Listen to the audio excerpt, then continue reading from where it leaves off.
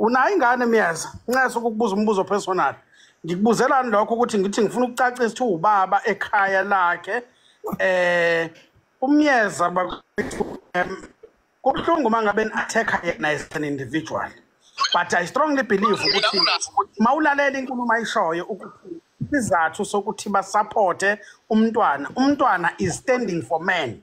Like many people, it's okay if they attack abantu besilisa, but umntwana ubemela abantu besilisa. Ukuthi uthini la igxivaza khona noma igxivaza abantu besifazane abakusupport lokho. Usho njalo Miyeza? Sinabantu besifazane nathi siphila kanye nabo. Angeke kube kuhle endlini ngisupport umuntu oweyisa abantu besifazane. Ngoba kwanami ngiyindoda ephelele, hayi indoda mhlambe he or she leyasengqeni noma indoda yasesentini. Angisilo lo hlobo lolombomvu. Angeke umuntu wesifazane wami ngiphila naye akuvumela ukuthi mina naye umuntu wesifazane kuthiwa naye ngicherisha noma mcampaigning ukuthi naye a degrade noma affected. Angeke kulunge mangabe kulelo hlobo lolombomvu. Kasotobe uyaphila Kasotobe? Yebo siyaphila. Yeah, Lutheno Lakhuvo nasi isizwe sihlukana phakathi ngendaba ngithi Lutheno Lakhuvo nasi isizwe sihlukana phakathi ngendaba kaThamara abantu ba-end up sebejaha uMyeza personally kanti ulekelela umuntu wesifazane abona ejahwa ebemela abantu besilisa. Cha iphutha likaMyeza likho nje ekumeleni uThamara bayadinga nabesifazane ukumelwa because bebodwa bezwani nje bebodwa. So kuzoba nzima ukuthi uMyeza engenza isixoliso kwamanje wayiludaba lisashisa kanjena, but ngithemba ngokuhamba kwesikhathi oyindoda ezokhona ukubuya ixolise, kodwa nje for ukuthi uMyeza yena personal eyi1 athi uhlanganisa abantu besifazane kunzima nje bebodwa nala esitohoza khona bayazondana bebodwa kuze kube yithi amadoda siba protectors gcina singena ezimpini zabo nje ngenxa yokuthi wabona nje bebodwa abezwani abantu besifazane nje iqiniso lelo. So it's gonna be difficult ukuthi siba unite bavunwa imithetho ka government. Wena ungathi nje akushiswa abantu besifazane uzoxoshwa vele ama company policies azoxoshwa, but bona mabekutsho thi hayi ayinyathelo ngeenyawo. So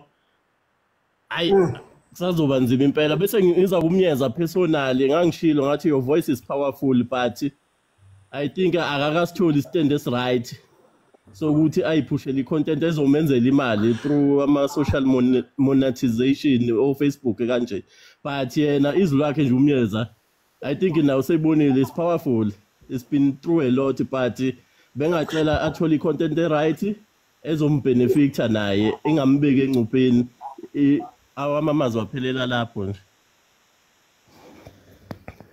uXolani Gwala the late, his voice is powerful as Xolani Gwala the late. Mfoka Myeza khona ufuna ukuku-add ku Oyinyamalele lensizwe noma sibathathe bonke Myeza sizuvo lwabo ngicela uphendule mabeqede. Mbovu akunankinga nangu mama laphana uKhabonina ngibandelana kwabo. Okay. I stand Mbomvu Khabonina with any kind of insult, so I stand I'm very very strong for whatever ongashiwo omunye umuntu ku life. Sawubona baba. Yeah, Khabonina uyaphila sisi? Uyaphila baba njani nini? Yebo. Yavuka. Olwakho uvoltage. Yeah. Hey.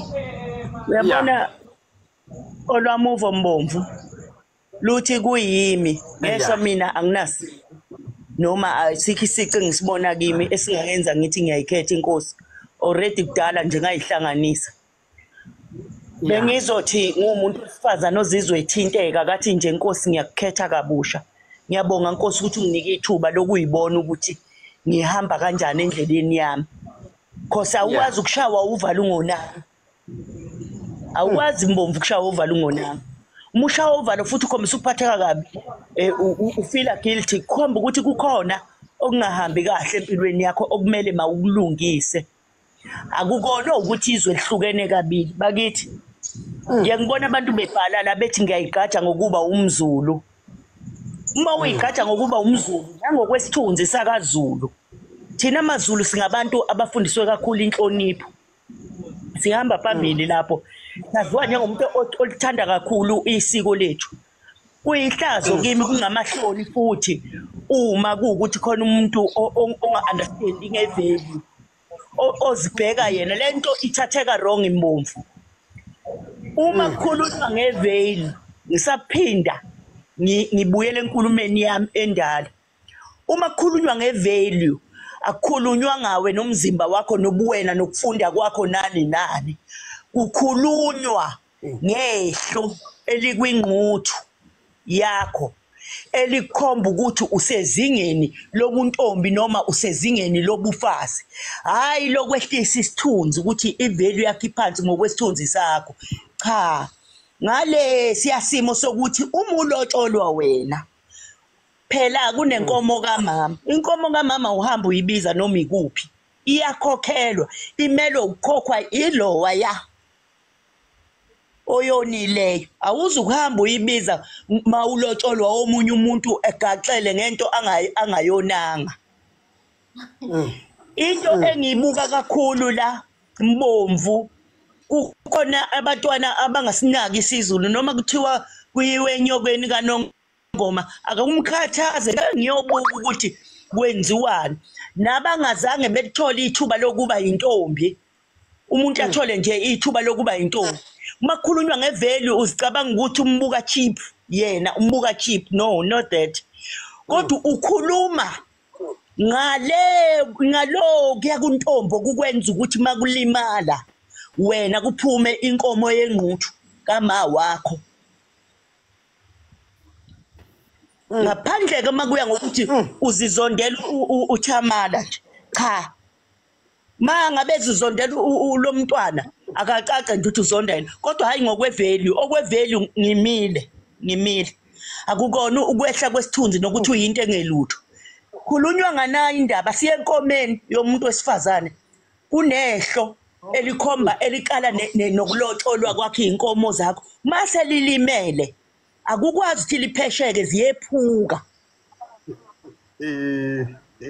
hayi kuyezwakala ma siyabonga kakhulu cha yasinyakaza impela isizwe lenkulumo siyabonga kakhulu umama uKhabonina ivalue umuntu ayithinteki kusunywa ngevalue yokuthi inkomo ezu11 sekuphuka inkomo eyodwa inkomo kamama yobuntombi kodwa ke uyazi Mbomvu yenquthukanini uyazi ukuthi ena Mbomvu uma ngabe abantu kwakhubeko yedwa noma omunye eciko ukuthi ivezelwa le ndaba kahle hle yevalue ithinta into eziningi nje umusu uqamba ukuthi uyayilandela uyayibheka ilimaza abanye balimelela ukuthi ngathi ke manje insizwa azisezi kuyithola imali ngoba khona engena ku-inbox wami insizwa zibonge noma kodwa futhi ngokunjalo bagcwele i-inbox lapha kimi ngiphendula ngize ngicishe ngingalali bebonga ukuthi awenko sami sengazi uthando lomyeni wami sengibona imali angisakwazi ukuhamba ngo-Uber ngiyogrosa kuthiwa ngilandele ngo-Uber ngizobuya ngo-Uber ngingamazi ukuthi ukuphi akekho umuntu ogana indoda Mbomvu kade usondeza umakoti wakho omuhle la akekho umuntu ogana indoda angathanda ukuhlala eduze kwayo uhlala ukhuluma la ukhuluma indaba zesizwe kodwa isikhathi esiningi umba sekhaya eduze komkakho labo makoti abangibhalelayo ngiyakubona mina ukuthi okay bese bekukhona lento ushode emshadweni ukuthi indoda yami sayazi ukuthi khona umuntu ongimakile thina abantu besifazane ke siyalimazana sisodwa uma uthola ithuba lombuso uyaligwinya awubusasho ukuthi awulihlepula uyaligwinya lonke futhi uliphoqa ukuthi libe ngelakho umlimaze nje omunye umuntu wesifazane uma situganile lapho futhi yena ngeke aphinde abe nenye indoda ngoba useganiwe wathelwa ngenyongo because umuntu wesifazane uma ethelwe ngenyongo hayi ngakhuluma nje ngomshado omhlophe kodwa ukugana ngesiZulu uthelwe ngenyongo ukugana ke lokho ukushada i-white wedding nazi ezinye izinto kufanele bazifunde bazehlukanise ungazenzela whatever ngisho idlozi lala ekhaya ngeke lize likubambe kodwa uma uganile wazi le ndoda uthanda ungathandi ngikhulume Mbomvu ngakhuluma ngathi bantu abami nilimele vumani futhi kuba kuya ngami ngabe bayacela ukuthi uhulumeni yebo wawudidisile ngathi wathi osithintayo asombopha laba banqene ukuthi eganile avela bopha indoda yakhe ukuthi imemile ekamelweni Mbomvu uma ucabanga lo muntu owenza njalo akufanele le ndoda imphindisele kubo angithi mayisimpindisela kubo uqala lapho kuthiwa umgodi oyilento lento inja idlala ngengane yabantu nansi igcwele nezimpahla lapha kubo abambuzi lona ukuthi wenzeni uthe mayifika lapha kubo wathi mina baba sibani ubuye ebusuku wathi angithinta mina ngathatha isandla ngasiphonsa le ngathi angithanda kabatshela uthi akathandi kubani eganile Mbomvu uthi akathandi kubani ngoba into izele lapha uze ngayo le ngqothu ekhokhelwe lapha yakhishelwa lenkomo le value yakhe yehle lapha ngale ndoda mayethi akathandi kubani ukuthini uzothi sube yimopha le ndoda beyikhulula siyabonga mama asikhulula yebo hayi Mbomvu siyabonga kakhulu ayibuye emasisweni sithathela yebo asithathe olandelayo kehle kwabeni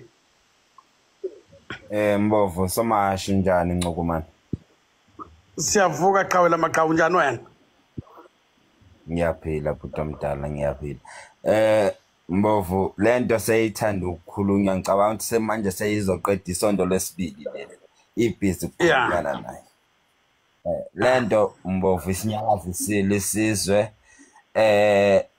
yinto ongaqala ukukhulunywa ngayo yinto thina besihlezi siyizwa kungekho umuntu ebeyisukumela lento ayiqali ngale ngane uThamara ikhuluma masizomela nje iqiniso akuqali ngoThamara ukukhuluma le ndaba le amagama uThamara wasebenzisile kosisi nakwabanye awehlanga kahle kubafowethu abangayazi into ekhulunywe abajabulisile into ekhulunywe uThamara kubona yehle kahle kodwa mokuthi uyayibheka Mbovu ayehlile kahle if bothiwa siyamadoda siqhuquzela ukuthi lento esho uThamara siyayisupport bengafanele siyisupport ngalendlela ukuthi kube nabantu abaphusha ibhakede leli belingekho sidingo ngoba akekho umuntu ozobulala ingane akekho umuntu ozosabisa ingane azafinyelela la ihlala khona ukuphusha ibhakede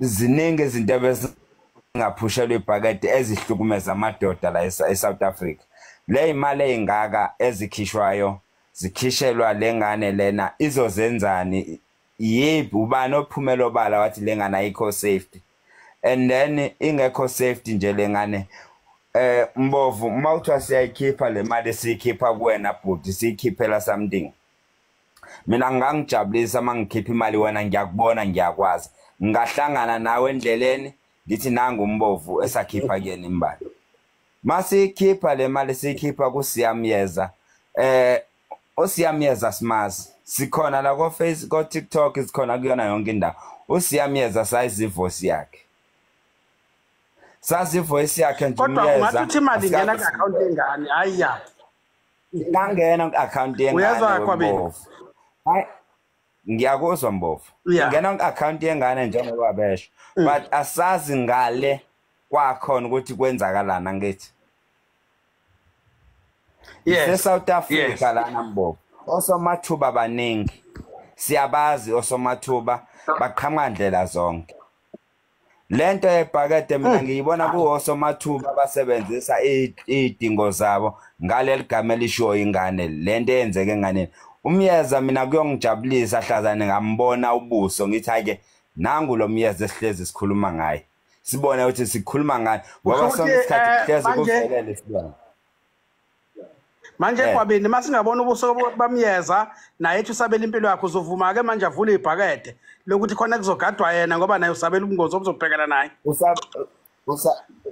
Mbovu uzosabela impilo yakhe ngaliphi yini engakayazi yayenzile ehlukumeza abantu akekho umuntu osabela impilo nakho Mbovu wena yabo le caucus oyilethela unokubiza amadoda amakhulu amadoda aziwa yana amagama wabiza ahlalela kwipanel yakho uwaface yini yena mekuthi une content eqondile eqinile angakabize le content le ayibiza simbone simazi ukuthi okay nangu-ke lo mfoka Miyeza osebenzayo osebenzela isizwe ivoice yakhe iyezwakala ake siyizwe ivoice yakhe simbone. Mfoka Gwabini siyabonga kakhulu. Sithathe ubani branded by Melissa. Mbovu ngicela ukuphendula la. Ukulapha nango Mfoka Gwabini kungaze kudlule. Mbomvu kade ngila ku live iqala lomkhankaso kaTamara. uTamara bengazi nokuthi akanayo license. Kubhizi nendaba yakhe nensizwe yami offerish license yaseMelmoth umfoka Masango. Le license ayibhalwanga uMiyeza. Ayizukufika ibhala uMiyeza noTamara. uTamara mina ngimazi la enkundleni zokuxhumana. Moving forward, i-iPhone leyathenjiswa esinye isiguli sase Cape Town ne-voucher yakhona ayingeni kuMiyeza ngesiphathi ifone eyodwa sobabili nolokhuzana naye lo Tamara wakhona siyiphathe sisebenzisa sobabili ifone akuhlangana lo nto leyo. 3 uTamara mayiswa ngebackground yakhe wathi unezindlu kubo ezu2 abezama ukuzakhe engarufekile amarondo nanana amarondo afuza ukuveza lonto la enkundleni zokuxhumana. Akuze ukusuka uMiyeza ngale mali edonate abantu ebhakedeni ahamba yoba wakamzimela laphana elentozaneni kuphi lapha eMandeni ayohlala khona kube kubo ngesimo sokuthi nakho ufakwa imali okumele ukuthi benefit uMiyeza. It is straightforward answer. Abantu bayayazi le nto leyo, but into engithanda ngabantu Mbomvu, they decide to not to listen of what somebody else is saying. So umuntu uyadecide ukuthi malini like uyadecide ukuthi yinto akathanda ukizwa nangafuni ukizwa kuleso simo leso. Kunabafowethu lana bobhuti akwathi maqala lento le bakusho ukuthi amadoda la wakhona vele antekenteke ngisho singayiphusha lento lena kodwa vele amadoda aweak awakwazi ukumela into yawo. Njengoba kunabantu abanye kade bemile sebeqala befuna ngathi manje sengathi baya withdraw noma bayasaba noma kungabe kwenzakalana. Mina Mbomvu I myself as Mr. MM I don't owe anything from iLadies House or whatsoever. Ukuthi anginawo Facebook angiyazi ukuthi kusuke kwenzakalana kanjani. But anginayo into engiyikweleta lolo hlobo labantu nanani. So ama insult nezinto zepolitiki ngizijwayele ngengacabanga lento ukuthi no angiphume nanani ngezwe kuthiwa ngazi sebekudelela sebethi nanani yonke lento leyo angihlangene nayona yonke lento leyo ukukhulunywa ku social media noma into esuke iphathele nezinhlamba. I'm strong enough to withstand by leyo nto leyo ukuthi against leyo nto leyo I mean. So umfowethu lona la ngicabanga ukuthi umisled at some point and nokuzama ukucampaign ingane sazi sathi Mbomvu mangabe ithola ama attack phela lengane leMbomvu kuba simanga nala ku social media ngaba yisekho baningi abantu abashintsha content la ku social media ngesimo seLadies House noma ukuhlangana kwabantu besifazana abathile bethi ba against into ethile. Anginayo ke mina inkinga even ngishingama namhlanje icontent yalo yamntwana lo noma lento lena yokusupport kwalo mntwana ngoba I ask each and every man support Tamara I ask 10 rand kuphela ngathi nje ngama 10 rand ethu lengane kade sana 200 and something followers ngathi kubantu aba 200 ngicela u10 rand only ukusupporta ingane. If that is a problem mabe decide ukuthi bayakuyekela abafuthi akafake uMiyeza lento uMiyeza her suggestion yenkulumo esupportwa abantu besilisa kuTamara hayi ngoba wakubhekelane naye noma kunani. Mina ngeke Mbomvu ngimela ukuthukwa for umuntu engisuke ngamazi ngambona la ku social media ngaze ngamfuna ukuthi ena angixhumane naye ngisuggest something ukuthi asizakale ngalolu futhi ngeke ngithukwe ngabazali bami ngithukwe ngayona yonke into with my historical background ngesimo somuntu engamazi akwazi ukuthi kwenzakale kanjalo.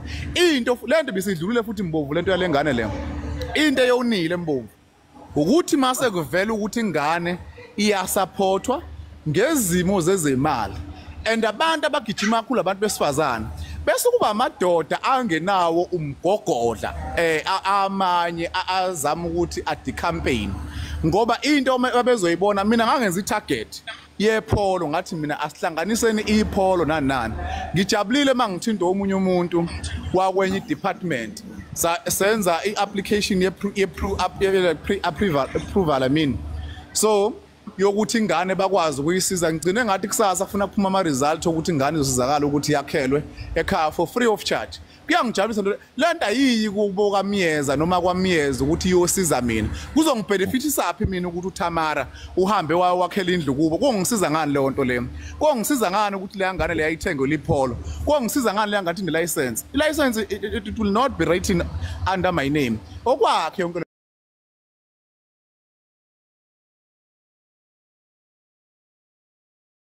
even a cell phone okwakhe yonke leyo nto leyo uma kunento ebhekana no social media mhlambe esuka ikhona iyokwazi ukuthi hayi bonanga uMyeza othi uyayithi uyangisiza le ngane nomuntu wayo ephilisana naye ngesimo sa angiyazi mina kube into yala ku social media but ngesimo sabantu sobhlungu bokuthi kwenzakalani noma nomona ngizwile abantu abaningi mbovu baphefumula izinhliziyo ezibhlungu of which I don't understand for which reason why bebreatha lento abayibreathayo and angikwazi ukushintsha ke lokho mbomvu kuyinature yabantu ngayona yonke indlela ukuthi ingane ithini mina nginezinkulumo ezinye zengane engiyithandayo ezinye izinkulumo zale ukuyibalekela leyo nto leyo mbomvu babethi benifundisa leyo nto leyo nje kuphela ukuthi abanye ungabaleki mfowethu kade sifaka ubranded by Melissa bayeke nje mfowethu uzobaphendula bonke before uhamba and clean governance we would want to promote unity bakwethu impilo kaMyeza sicela ingabi sengozini we've been always saying that all along ngena Melissa Morning guys hi to Clean Governance ndiyabulisa nawe Myeza and everyone on the panel I acknowledge you guys ndingena nje ngale ndaba kaTamara guys it's been going on and mna olwami uluvo nje ngizawuzama uthetha ke guys isiXhosa because abantu abavali nesilungu so ngizawuthetha isiXhosa because ndithetha isiXhosa umuntu ongandiviyo ngizawumixa isizulu sami esibodile here and there all right ithinto kwaXhosa isiXhosa sidoli kwasisithetha so a point is that guys first of all Glenda uTamara who has come out abantu xa bene points zabo it doesn't mean ukuthi umuntu uperfect right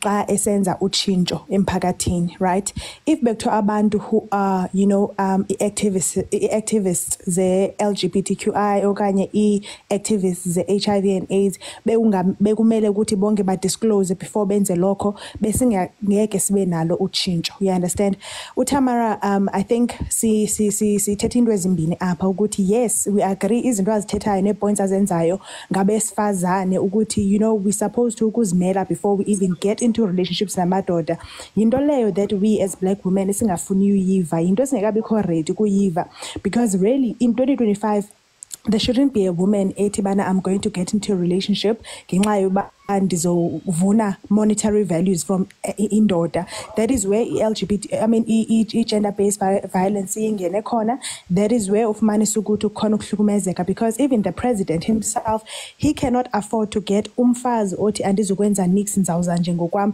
dingenayo nepen dingenayo nesent so guys let us get that right and let us get that straight ukuthi in 2025 no woman is supposed to feel entitled ekubeni ukuthi indoda my providele yena guys gone those days and there are still women who still feel entitled ukuthi mna this is slay queen I've got nice hair I just want a man who's going to provide for me that is not fair guys siphila ku economy siphila exesheni unless your partner actually says ukuthi you know what sit back but even if your partner says that if that is not safe you understand you shouldn't be doing that in the first place and then ndingene kule point yokuthi unenhlamba uTamara we cannot run away from the fact that guys xa ufuna ukwenza utshintsho okanye xa ufuna utshintsha into awunokwazi ukuza uze kakubi because then yonke lonto icima the point that you are trying to put okanye the change that you are trying to put across so asizuyibakelekela leyo ukuthi indlela yena athetha ngayo nendlela azibeka ngayo izinto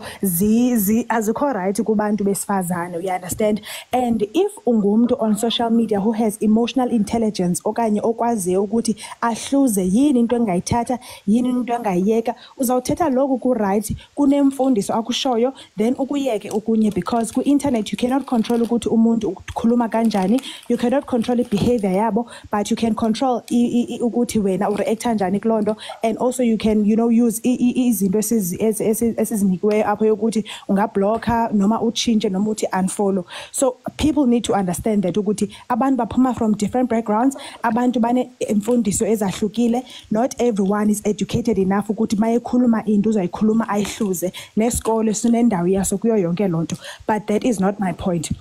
Then ukuzeni kumyeza guys before ndibemde so that I can give other people. Umyeza literally sinengxaki in South Africa especially as abantu bamnyama guys. When someone comes and wants to offerisha uncedo guys, let us face ourselves. Sibanabo bethu na umona because beku right ngoke beqala with this, everyone was on board. Now that it's actually growing and ingathi yakhula, abantu banengxaki, abanye bathi bafuna imali zabo back. Why were you even investing in it in the first place guys? Must be truthful, and also sibe transparent. Also with Umyeza, if you're going to seek, baby, please go to Data. Please go to Data Angel. Okay. Mommy is busy, okay? Thanks. If sorry about that, guys. If uzo guys, for me as it's a lesson as well. If uzo zempakatini, especially on social media, and you're going to want donations of some sort, you need to be transparent in terms of ufune ukuziveze ukuthi ungubani, because nje bebetshilo omnye there are scammers unfortunately. Abantu bayoyika because there is cyber crime. Asinobaleka kuleyo nto leyo. Secondly, kuzokwenzeka lento yenzekayo na Umyeza, other people will bash le point okanye lesizathu ufuna ukuraisela imali zona, and others will simply be for it who have good intentions. And unfortunately nje bebe ndichila ukuthi elizweni okanye on the internet sinabantu ba different, we've got different backgrounds, abantu abaninzi bane traumas ezahlukile, and so bazokubhesha whether you like it or not. Even if wenzile right, you always going to get lower muntu uzoza abhidlize lento zamu yakha. So this is just one of the two things we're going to show. But guys, with regards to Tamara, I really think we need to have these conversations. In 2025, there shouldn't be any woman ozayo avulumlomo wake ati mina inje ndifuna indoda enzofika nje ndibese ndihlala indenzele yonke into. It's totally unfair. It's not even unfair to the men. I'm not even speaking for the men. I'm talking for the women who expect her kuthini, because zinezinto ezenzekayo us married women ourselves nathi siyazibhekela emitshatweni because you don't know ungomso. It's not about it's a breakup sometimes. It's even about death. There is death. There are a lot of things, guys. Umuntu angangena kwi-accident abe crippled angakwazi khona ukuthi asasebenza. So let's just open our minds and let's just open ourselves ekutheni sikwazi ureceive izinto that bring change. And also guys, singabikho unfair. If someone is coming and bringing about change, akafaki mbumbulu engqondweni athi khuphani imali. So those who have donated, you have donated, and those who have not donated, so donate ke uzithulele uhlale koneni yakho, and let those who want to bring about change. Enkosi kakhulu.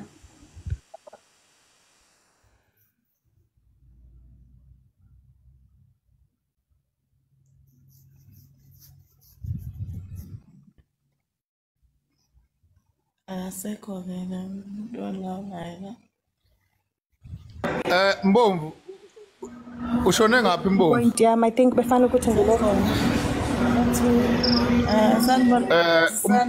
Mbomvu Londiwe asithi kulinde Mbomvu kancane ngazi ukuthi kwenzakalana as a live controller, moderator or head of life. So Nyasa Myeza ngikhona Myeza, uyangizwa Myeza? Nguzwa kakuhle Mbomvu. Ya benibuza ukuthi isiXhosa usivile xa usise thethe. I really appreciate kusisi. Ngiyabonga and kuyangithokozisa amagama akhe esuka kumuntu wesifazane. Asifaka usisi uLondiwe Mhlongo. Ngena mamhlongo Njomani.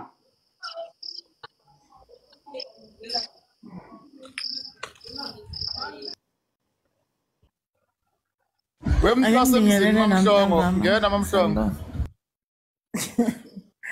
Sawubona Sibali. Ake ngibingelele bafethu namntamba akuningi engizokusho kuzoba kubili nje kube kuthathu. Bafethu into engayicela nje ake sithandazeleni umona thina abantu besifazane sinawo lo mona esithatha size siwuphushele ngisho ezukulwaneni zethu. Mina ngaphuma kudala ke ku ladies house ngoba ngangibona ukuthi iyayibulala imizi yabantu. uTamara ube uyanda before Uyanda nje ngithi unegama lakho Tamara esingalazi thina ukuthi ungubani. Wayenza leyo content ke leyo yes siya understand ukuthi senza ukuthi niyajika ngoba wayefequza nikhuluma yonke into enithandayo ngaye. The time uTamara eyenza content before bengenankinga naye sonke besiqhweba izandla ure.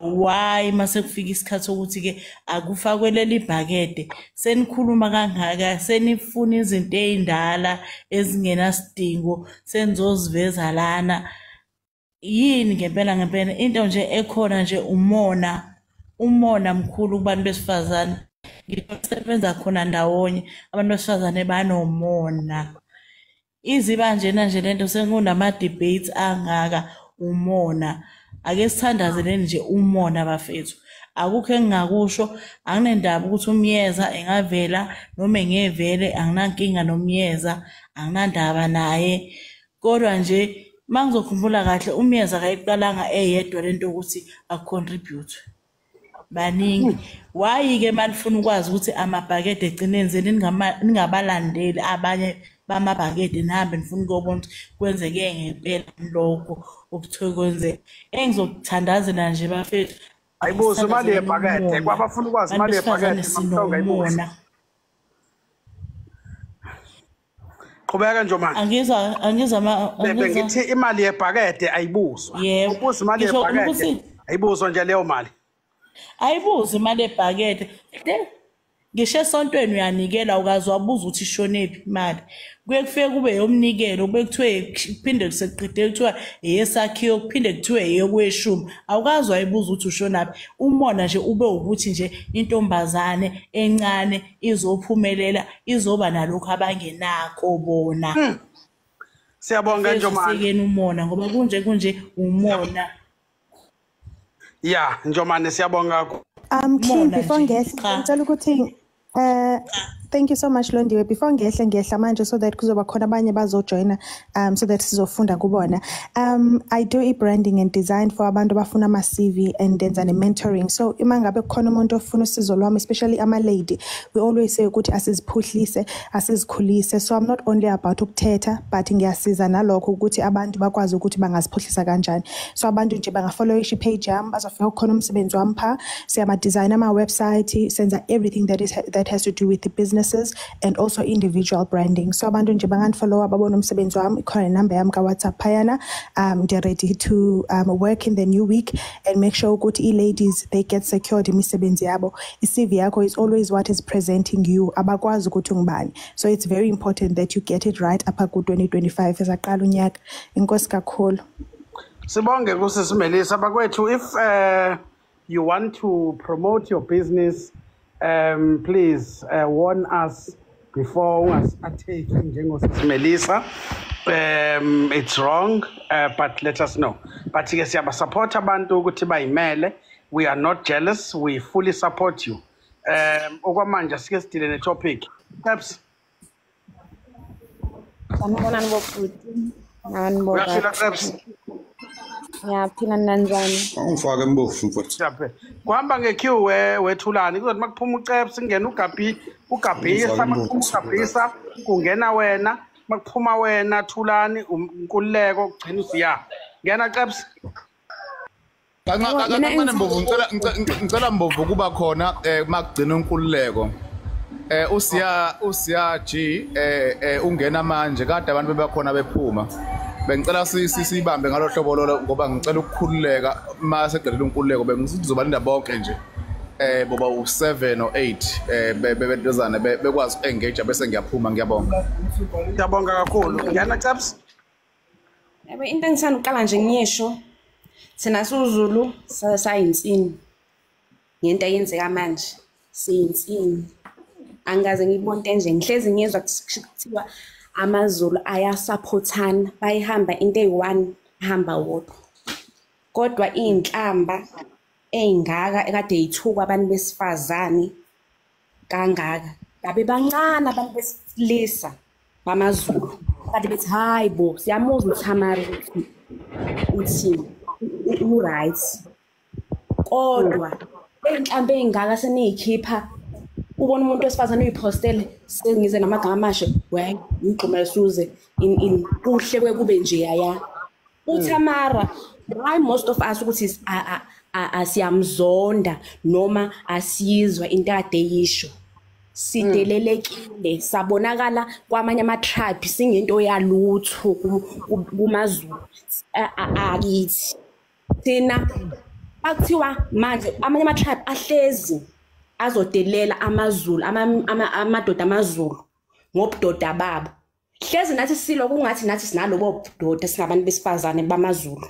hlezi silwa leyo nto siphoxane nabo njalo kodwa nina namhlanje nihleke na gegetheka kwa nangasikhumbula ukuthi hayibo labantu abantu bethu phela lapha babe bancane abantu besilisa okay siyamuza ukuthi amara ukuthi uright ukhuluma uthini kithi ufundisa ukuthini siyamuza mina ngathi ngiyamuzwa ukuthi uqonda ukuthini okunye ngiyamuzwa ukuthi uqonda ukuthini okunye ngiyakuzwa nje kahle kodwa bayikhuluma inhlambe ezoqhamuka nokukhuluma mina ngazi ukuthi umZulu uyahloniphisa bayikhuluma yabona mina bengihlala namaXhosa koma race nani ngangihlezi ngiqhaqhaza ngingakhulumi nami kanje phela mina ngumZulu uyagoqisa khuluma uyagoqisa uhlambalazi nje lo uzosimotivate ngenhlamba ukhona nje uPastor Zondo wayesimotivate ukhona umuntu ozothi uyakumotivate athatha lokho okuhla kushoyo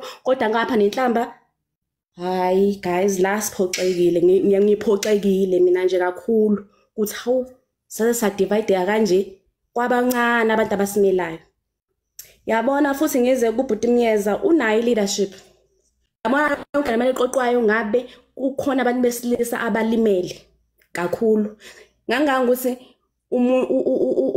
ubaba omncane wami khakhathi lahlelwa umsebenzi wayezubhlungu kakhulu ngithi mina ubokhala baba omncane khali uthi bosukhalile bese uyaphumela ngaphandle ngoba bongakhali ususuphuzile wenze izinto esingazazi ngoba ukhali akukho la ukhala khona kanti kubalekile ukuthi ukhale umuntu wesilisa noma ukhona la uzokhalela khona manje yena wayijabulela ukuthi mhlambe njengani abantu besilisa abalimelo ujabulela ukuthi mhlawumbe ulimazwe ngumuntu wesifazane ujabulela ukuthi umuntu wesifazane uyathuka bese kuza bese kuba ngathi uyaphola yena uthi ya bayithuka le febe ya kuba ngathi uyaphola kahle upholiswa inhlamba ugadla kwaThamara yabona nje le imali eqoqwayo ngabe ziyavule inhlangano zabantu besilisa ezopholisa abantu besilisa zibagqugquzele kuvulwa amakhono ngaleyo mali ayithenga amaphola azoqeda ukuthini ngoba phela uzolibe sithukile kuhle kwenjalo nilibi nistili